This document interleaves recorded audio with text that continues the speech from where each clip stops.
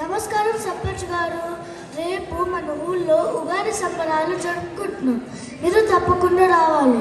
అలాగే వస్తాను. ఇంతకు దేని గురించి మాట్లాడాలి? అదేనండి, ఉగాది ఎందుకు జరుపుకుంటారు, ఆ రోజు ఏం చేస్తారు మొదలైనవి.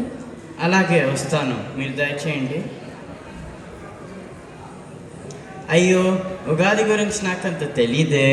చిన్నప్పటి నుంచి కాపీ కొట్టేశాం కదా, అందుకే ఇప్పుడు కూడా ఊళ్ళో తిరిగి కాపీ కొట్టేద్దాం. కానీ ఎక్కడ మొదలు పెట్టాలో.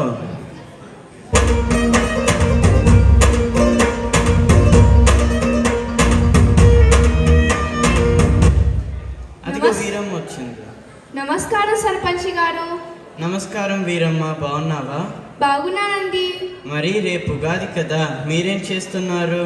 ఎప్పటిలాగే షడ్రుచుల పచ్చడి తయారు చేస్తాము. షడ్రుచుల అంటే ఏంటి? ఉప్పు, కారము, చింతపండు రసం, బెల్లం, వేప పువ్వు, మామిడి పూత మొదలైనవి కలిపి పచ్చడి తయారు చేస్తాము. ఒక్కొక్క రుచి జీవితంలో మనము అనుభవించే సంఘటనలకు నినాది. మనము జీవితంలో ఎలా అయితే ఎత్తుపల్లాలు, మంచి చెడు, మధుర మరియు చేదు అనుభవాలు ఉంటాయో ఈ పచ్చడి రుచులు చూపిస్తాయి. అబ్బో, దీనికి ఎంతుందా? రేపు పచ్చడి రుచి చూడడానికి వస్తాను. అలాగే అండి.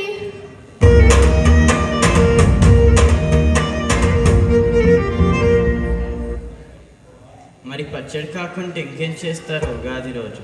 ఇదిగో ఇక్కడ చిన్నపిల్ల ఉంది, అడిగేద్దాం. ఏం లలిత, బాగున్నావా?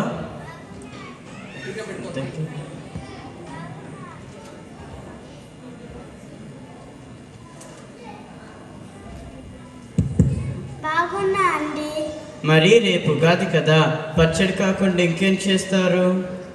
ఏముందయ్యా, అందరిలాగే పొద్దున్నే లేచి తల స్నానం చేసి కుదిరితే కొత్త బట్టలు కట్టుకొని అమ్మవారు ఇంటి ముందు ముగ్గులతో అలంకరిస్తారు.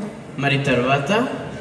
మా పిల్లలు అందరూ మామిడి తోరణాలు కట్టడానికి నాన్నకి సహాయం చేస్తాము. అవునా? తర్వాత? మధ్యాహ్నం పిండి వంటలతో తృప్తిగా భోజనం చేసి చక్కగా ఆడుకుంటాము. మరి సాయంత్రం? అమ్మ వాళ్ళు టీవీలో పంచాంగం శ్రవణం వింటుంటే మేము కూడా విని సందేహాలు అడుగుతాము. మరి మీరేం చేస్తారు? మేము కూడా అదే చేస్తాంలే. సరే, ఉంటాను.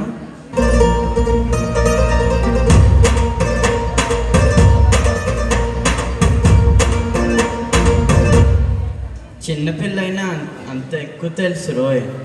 మరి పంచాంగ శ్రవణం ఏంటో పంతులు గారిని అడుగుతాం. అయ్యా సర్పంచ్ గారు, నమస్కారం. నమస్కారం అండి.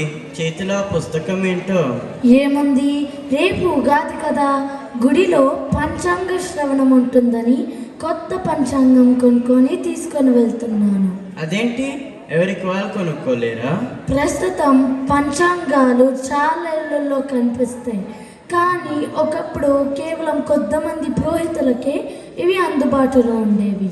కాబట్టి ఉగాది రోజున వాటి నుంచి రాబోయే సంవత్సరపు విశేషాలు తెలుసుకునేందుకు అంతా ఒక చోటుకు చేరేవారు.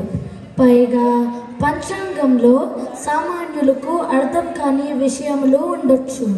వాటిని అర్థం చేసుకునేందుకు పంచాంగ శ్రవణం ఉపయోగపడుతుంది. ఇది కాకుండా ధార్మిక పరమైన సందేహాలు తీర్చుకోవడానికి పంచాంగ శ్రవణం అవసరం. అలాగా? సరే, పొద్దుపోయింది, రేపు ప్రసంగం ఉంది, ఉంటాను.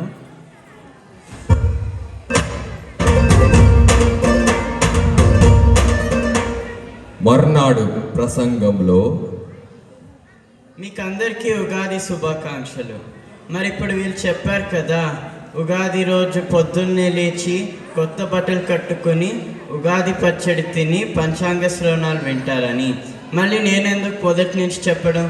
అందరూ రండి రండి, మీరు చప్పట్లు కొట్టచ్చు.